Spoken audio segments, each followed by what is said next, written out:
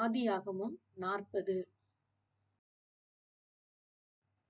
எகிப்து ராஜாவாகிய தங்கள் ஆண்டவனுக்கு குற்றம் செய்தவர்கள் யார்?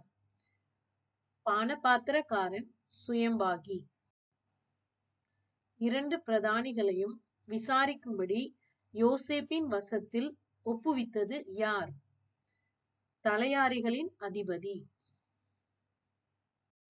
ஒரே ராத்திரியிலே வெவ்வேறு பொருள் கொண்ட சொப்பனம் கண்டவர்கள் யார்?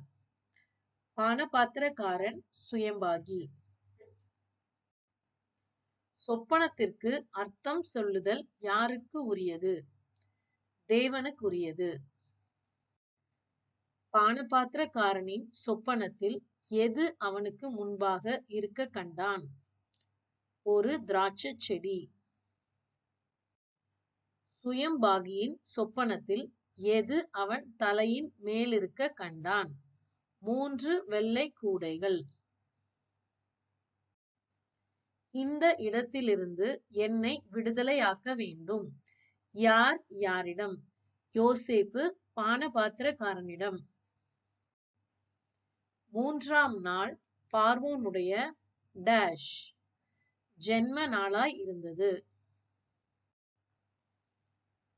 உங்கள் முகங்கள் இன்று துக்கமாயிருக்கிறது ஏன்?